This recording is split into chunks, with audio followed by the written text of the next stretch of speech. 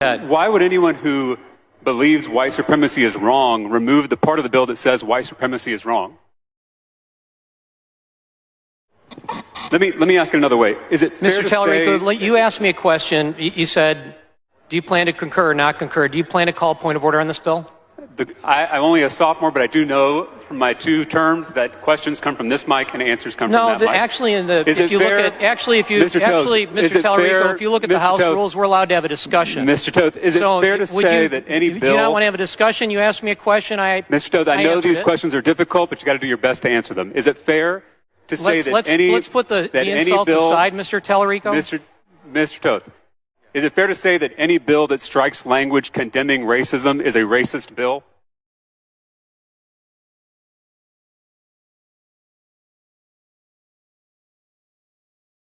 Mr. Toth, we can move on to another question. This bill is teaching certain values. In Section FA1, the bill mandates that teachers teach an appreciation of participating in civic life, a commitment to the United States and its form of government, and a commitment to free speech and civil discourse. But we are choosing, in fact, you're choosing today not to teach students that white supremacy is morally wrong. So we are just teaching some values and not others in this bill. Is that correct? Is there anything in this bill, Mr. Tallarico, that precludes the teaching of white supremacy? Mr. Toth, does the bill mention white supremacy? Simple question. You made a statement, and I'm giving you an answer. Again, is there anything in this bill that precludes the teaching of white supremacy? Again, Mr. Toth, I didn't bring this bill, nor would I ever bring this bill as an educator or a person of conscience. But I want to ask you, do you think that the removal of this clear and simple language condemning white supremacy reveals that the true purpose of this bill is to teach our students a whitewashed version of American history? No, absolutely not. Mr. Toth, I just want you know that when there are differences between a House version and a Senate version of a bill, that our Ledge Council creates this little handy document that is a side-by-side comparison. You have this? Yes, I do. Mr. Toth, when you look at this side-by-side comparison with our House bill over here, the bill that we all passed, versus the Senate's what page version are you on, Representative? On this, if you look at this comparison... I'm sorry, what page are you on? I'm on page 3, but I'm not asking you about a specific page. When you look at this side-by-side comparison throughout the bill, it reads like a how-to guide in historical whitewashing.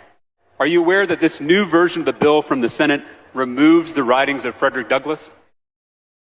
I am.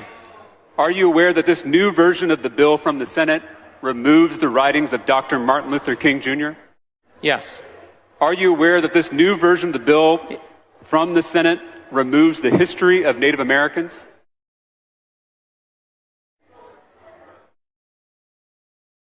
The way the bill is laid out, that's a yes or no question. Because we were very clear that we could not be conclusive about every single document out there that we could. I'm going to give you an answer. This isn't a trial. I'm going to give you an answer. Okay, I'm ready for the answer. The way it's set out is so that a teacher can go to different documents in different authors by which to teach from. It's by no means meant to be a conclusive list. Let me just ask you one more time. Are you aware that this new version of the bill from the Senate removes the history of Native Americans? It's on page 3 of the side-by-side if you don't have it in front of you. Then I believe you. Okay. Are you aware that this new version of the bill removes mentions of Cesar Chavez? Yes. Are you aware that this new version of the bill removes mentions of Susan B. Anthony? Yes, I am. Yet the new version of the bill from the Senate, this is not the bill we all passed as a House, but the Senate's version, it still includes the writings of Alexis de Tocqueville, and he's not even an American. Could that be because he's a white man? Not exactly. And let me respond something. You brought up Susan B. Anthony. Are you aware, Representative, that Susan B. Anthony was an abolitionist? Again, I don't have to answer questions about this bill because I would never file it. No, we're having a discussion here, and there's nothing about me in the rules not being able to ask you a question. From what I can see, were you also aware that she was pro-life and that she fought against both slavery? I know these are hard questions, I really do, but I need you to try to answer them. From what I can see, the new version of the bill removes all mentions of people of color and women from the legislation. Is that correct?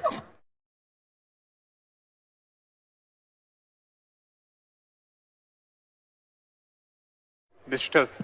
Go ahead. I'm sorry. So by my count, the new version from the Senate, again, this is not the bill we passed as the House. This is the bill from the Senate.